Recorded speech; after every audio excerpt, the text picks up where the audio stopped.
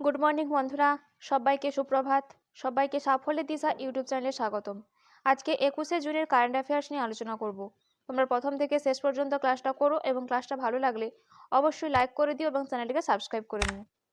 তাহলে শুরু করা যাক আজকের ক্লাস। আজকের ক্লাসের ফার্স্ট কারেন্ট অ্যাফেয়ার্স হলো 2024 সালে লোকসভা নির্বাচনে নিচের কোন প্রার্থী সবচেয়ে কম ভোটের ব্যবধানে নির্বাচনে জয়ী হয়েছেন? উত্তর হবে রবীন্দ্র দত্তরাম ভাইকার। এই সম্পর্কে জেনে নেব।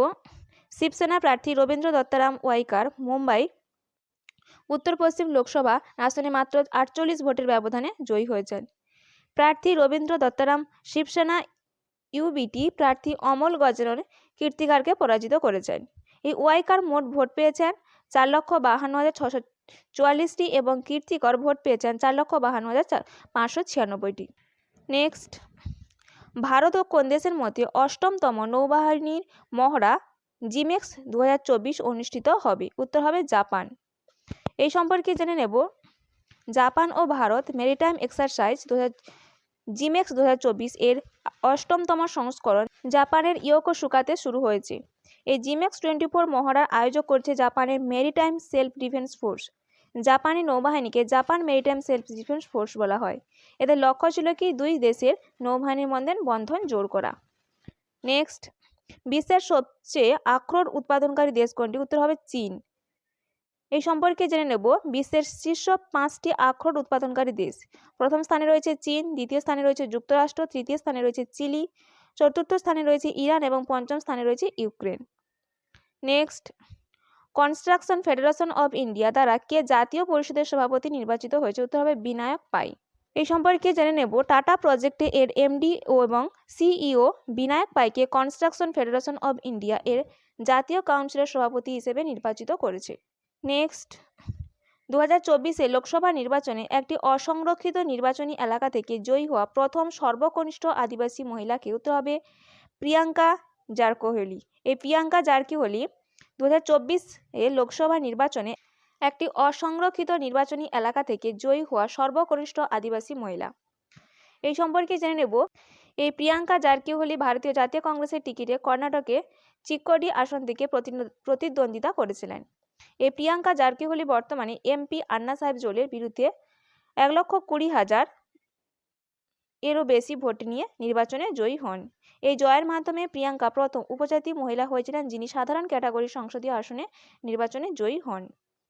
নেক্সট, বিজেপির মুকেশ দালাল যিনি বিনা প্রতিদ্বন্দ্বিতায় নির্বাচিত হয়েছেন তিনি কোন লোকসভা আসন থেকে প্রতিদ্বন্দ্বিতা করেছিলেন? উত্তর হবে সুরাট।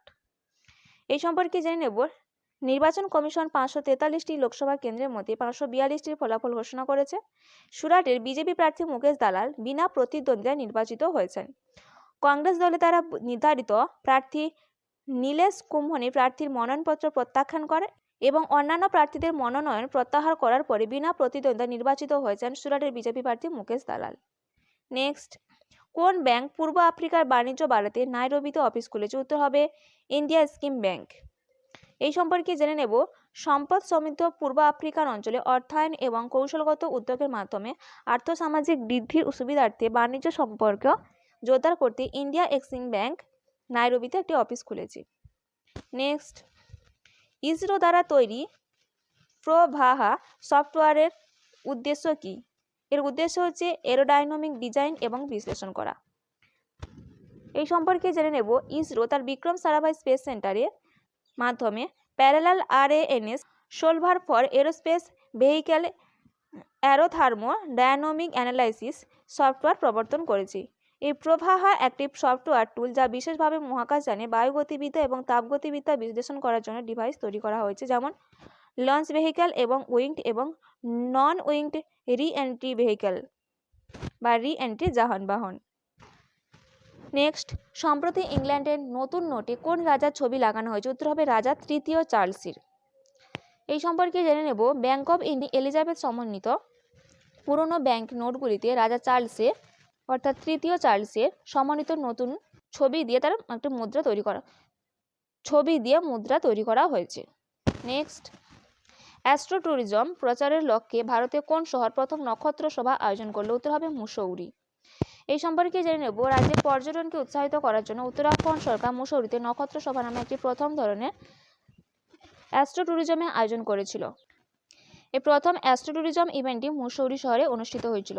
এই মুসৌরি যা পাহাড়ের রানী নামে পরিচিত। এই ছিল আজকের দিনে গুরুত্বপূর্ণ কারেন্ট অ্যাফেয়ার্স। এইরকম গুরুত্বপূর্ণ কারেন্ট অ্যাফেয়ার্স পেতে অবশ্যই সাফল্যের দিশা ইউটিউব চ্যানেলটিকে সাবস্ক্রাইব করে নিও এবং বন্ধুদের মধ্যেও শেয়ার করে দিও। তাহলে আশা করি আপকামিং কম্পিটিটিভ এক্সামগুলোতে কারেন্ট অ্যাফেয়ার্স নিয়ে কোনো সমস্যা হবে না। আজকের ক্লাসটা এই পর্যন্ত।